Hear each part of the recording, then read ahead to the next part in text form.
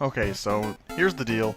I checked out the Best Buy Wii U demo going on in my local area or nearby area, and I figured, with E3 being such a big thing, just ending, I figured I'd give my first impressions on actually trying some of these the games there. I mean, this is going to be completely unscripted, or not that anything I do is scripted anyways, but basically just off the top of my head.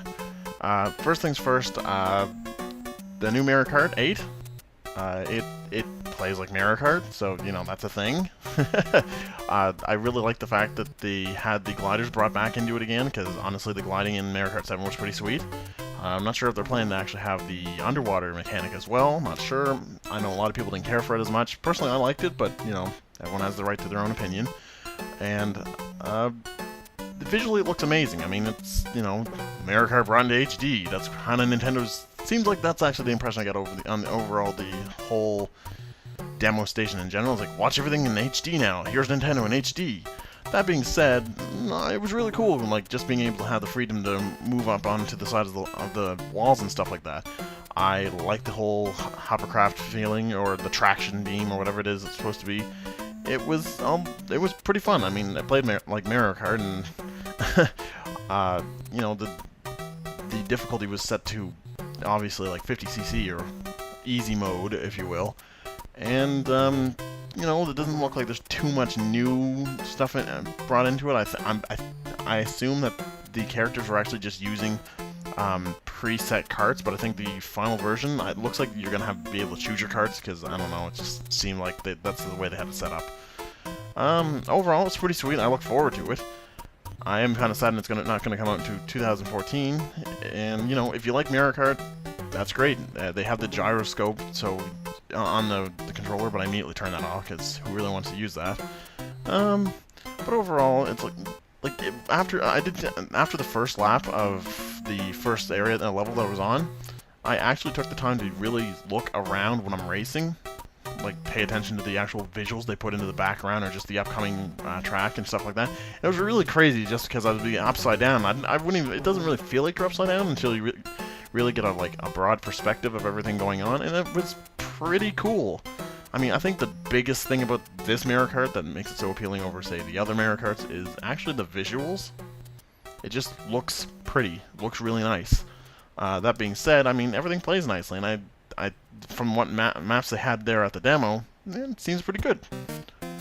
Moving on, I got to actually play both the one-player and multiplayer on New Super Mario 3D World, and it's good. It's actually better than I was probably giving it credit for because they revealed it, so it looks like 3D Land. Yeah, it plays very similar to 3D Land, and yes, I was really excited about the idea of being able to choose whoever I want to use, and they all have their own traits, Mario, Luigi, Peach, and Toad. But that being said, the biggest thing is it plays most similarly to 3D Land, but it kind of carries that almost bigness trait that Galaxy has with it. Not as big as Galaxy, but the levels seem a little better looking. And honestly, I feel like the game controls and more tightly. It has a better feel to it. So I was actually having a lot more fun than I was initially expecting to. And on the one-player mode, it's pretty sweet. I had a lot of fun.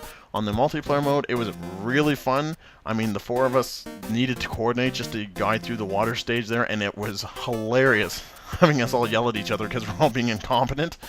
So I really look forward to the whole 4-player and 3D effect that'll be bringing to it. I got to try as all the characters, and they all feel fine. And it was a lot, like I said, it felt better. It felt like the level design was better than 3D Land. The scale felt a little more than Galaxy than it did 3D Land, though. Even if the design itself is more like 3D Land, and overall the controls just felt tighter, and that's a really big thing in a game like that, right? And so I had a lot of fun with it. Looking at Wind Waker HD, they had the chance to go and sail around or stroll around or view the normal game area, or you could fight the Helmrock King, which is one of the mid bosses, the bosses about halfway through the game or so. And honestly, it looked nice, and it played nice. I mean, there's not too much to say about it overall, because it is just Wind Waker HD. The only thing that really brought out my real attention was when I actually saw the Hellmark's King, like, face mask actually break off. Because, you know, in the Wind Waker, it's like you've seen his red eyes, and literally they just look like red eyes. In this, because, you know, now that you can actually have that blur effect and stuff like that, it just looked really cool when you smash it off, and his face was still, like, stuck in the ground there, and his eyes just glowed red. Like, just how deeply it glowed, it looked so cool. You know, like, and everything, all the colors looked much more vibrant. I mean, it already looked pretty damn, you know, pretty, because it was cel shading, but it looked really nice overall. That being said, it's Wind Waker HD. I mean, if you haven't had a chance to play Wind Waker at all, but you like the Zelda games, then I would recommend it, obviously. And if you're just a really big fan of the Zelda games in general, I'd probably recommend it too. Like, I'm probably going to pick it up because Wind Waker is probably one of my favorite games of all time. That being said, you know, I can definitely see why someone would not bother. I wouldn't necessarily recommend it if you're not an avid Zelda fan and you've already played this game. Otherwise, you know, this is the version I would recommend. I mean, they did make some improvements to the overall mechanics of the game. Like, for example, the faster sailing, which I don't need to go into detail because they already did that at their Nintendo Direct. And, you know, lastly, looking at Donkey Kong Country Return, or Tropical Freeze. Now, I have a bad tendency. I looked at it, and I was honestly not impressed when I initially saw the game. I was like, okay, so it's Returns. I love Returns, don't get me wrong, but it's like, a lot of the enemies, for example, in my impression of it, just look like, you know, reskinned versions of the Tiki enemies.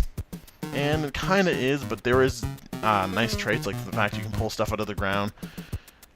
Like, they kind of have the whole, almost Mario Brothers 2 feeling of pulling stuff from the ground and throwing it, which is pretty cool. Like, picking up enemies gives you that extra, like, utility that Donkey Kong kind of naturally has anyways from picking up barrels and throwing them, and like, especially in the older Donkey Kong Country games. And visually speaking, you know, it looks damn nice. I mean, it's again, it's kind of like there's that HD aspect, everything looks prettier, but yeah, it was really fun to play. What else am I missing here? I would say that the actual secrets they seem like they're, you know, conveniently hidden. Nothing like too hard to figure out, at least not in the demos that they had there. And you know, one of the biggest things that surprised me was the demo only offered the Wiimote Nunchuck. Now, I've heard since then that you can actually also use the gamepad, but honestly, it's like the fact that, you know, you have access to the Wiimote Nunchuck is pretty nice. Because as odd as this may sound, I've actually tried both the 3DS version of Returns and the Wii version, and I kind of like being able to have the motion controls for roll. As weird as that may sound. Maybe it's just because the 3DS has a smaller, like, you know, button control scheme or whatever, but, you know, that's just more of a personal preference. I like the idea of being able to use either one, though. Giving the free option was definitely a good idea. I was pretty, you know, I was pretty stoked anyways about playing Donkey Kong Country Tropical Freeze. You know, it's gonna be cool, I guess. But then when I actually, once I get to the demo itself, I'm a lot more pumped for the game now. But yeah, it's pretty cool overall. I had a lot of fun. The Nintendo representative there, she was really nice.